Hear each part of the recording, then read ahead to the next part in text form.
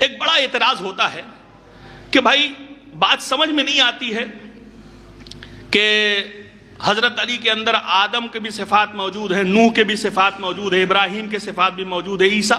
یہ لگتا ہے مبالغہ ہے، لگتا ہے مبالغہ کر دیا گیا ہے. ایسا کیسے ہو سکتا ہے کہ ایک انسان کے اندر اتنے سارے صفات ہوں اور یکجا ہو جائیں سب کے سب؟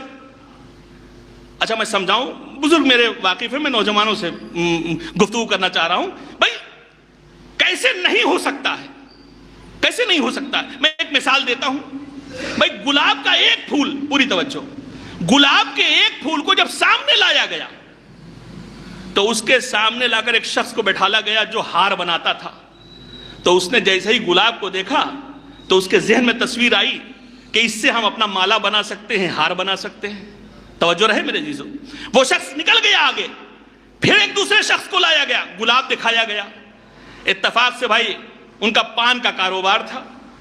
انہوں نے دیکھا، کہا بھائی گلقند اچھا بن جائے گا، اس سے گلقند بن جائے گا پان میں ڈالنے کے لیے، پیٹ کے لیے بڑا فائدہ مند ہوتا ہے. ان کو آگے سے گزارا گیا. تیسرے آئے، ایک طبیب کو بلایا گیا، ان کو گلاب دکھایا گیا. کہنے لگے ارے اس میں تو بہت ساری شفا والی چیزیں بھی موجود ہیں، دواؤں میں استعمال کیا جا سکتا ہے. توجہ رہے میرے عزیزو. ان کو بھی آگے نکالا گیا. ایک چوتھے کو لایا گیا، وہ کیمیا جانتے تھے. انہوں نے گلاب کو دیکھا تو کہا اس سے تو بڑے اچھے اچھے عناصر نکل سکتے ہیں جو لوگوں کو فائدہ پہنچا سکتے ہیں. ان کو ہٹایا گیا. ایک چھٹے آدمی کو لایا گیا، اس کو دکھایا گیا. اس نے دیکھا، کہا بھائی اس سے تو بڑا اچھا پرفیوم بن سکتا ہے. تو میں سوال یہ آپ سے پوچھنا چاہ رہا ہوں، گلاب ایک ہے، نظریں بدل رہی ہیں، اس کے صفات بدلتے چلے جا رہے ہیں.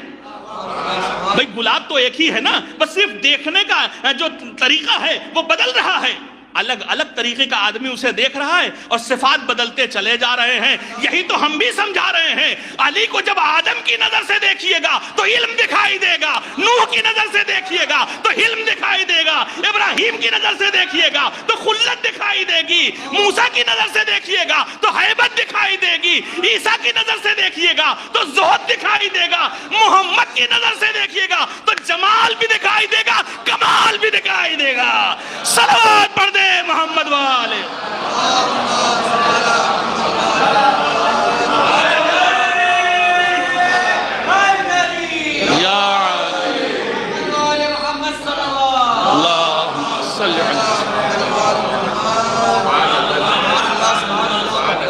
گلاب ایک تھا، نظریں بدلی، صفات بدل گئے، نظریے بدل گئے. کسی نے کسی چیز میں لیا، کسی نے کسی چیز میں لیا، یہی ہم بھی سمجھانا چاہ رہے ہیں. علی ایک ہیں، نظریں بدلیں گی. آدم کی نظر سے دیکھیں گے کچھ اور دکھائی دے گا، نوح کی نظر سے دیکھیں گے کچھ اور دکھائی دے گا. بھئی فضائل علی کو تو چھپانے کی پوری کوشش کی جاتی ہے. پسند نہیں ہے کہ علی کے فضائل پڑھے جائیں، اچھا نہیں لگتا کہ علی کی فضیلت بیان کی جائے. بڑے بڑے سیرت نگاروں نے میرے مولا کے فضائل کو دیکھا تو اتنا حسد کے سمندر میں غوطہ لگانے لگے کہ انہوں نے لکھا کہ ارے بھائی تو اس میں علی کی کیا خصوصیت ہے، یہ تو علی کے مقدر میں اللہ نے لکھ دیا تھا. دیکھیں بھائی حسد دیکھیں، خدا کی قسم تاریخ لکھنے والوں کا حسد دیکھیں. بجائے اس کے کہ مولا کے فضائل اور کمالات کو بیان کیا جائے، کیا کہہ رہے ہیں؟ کہ اللہ نے ان کے مقدر میں لکھ دیا تھا، اس میں علی کا کیا کمال ہے بھائی؟ کہیں گے خیبر فتح کر لیا تو کہیں اس میں کون سے کمال ہے؟ اللہ نے ان کے مقدر میں لکھ دیا تھا. جب مقدر میں لکھ دیا تو وہ کامیاب ہو گئے. پوری توجہ چاہ رہا ہوں میرے عزیزو. اچھا یہ انسان بھی بڑا عجیب و غریب انسان ہے. یہ انسان بڑا عجیب و غریب ہے. یہ جب محنت کرتا ہے اور پاس ہو جاتا ہے تو کہتا ہے میں نے ایگزام پاس کر لیا ہے، اور جب فیل ہوتا ہے تو کہتا ہے مقدر ہی خراب تھا. ہے ایسا کہ نہیں ہے؟ یعنی سارا اٹھا کر کے مقدر پہ ڈال دیتا ہے، خود پڑھا لکھا نہیں، مقدر خراب تھا. بزنس شروع کیا، کامیاب ہو گیا، کہا میں نے راتوں دن محنت کی ہے. اور اگر کہیں بزنس نہ چلا، مقدر ہی خراب تھا. تو مقدر کے کھاتے میں ڈال دیا جاتا ہے اس لیے کہ اسے کچھ نہ کہا جائے. تو علی کے فضائل دیکھنے کے بعد حاسد شخصوں نے لکھا کہ علی کے فضائل کوئی کمالات نہیں ہیں، یہ تو مقدر میں لکھا تھا. تو اب میں بتاؤں کہ علی کے مقدر میں کیا لکھا تھا؟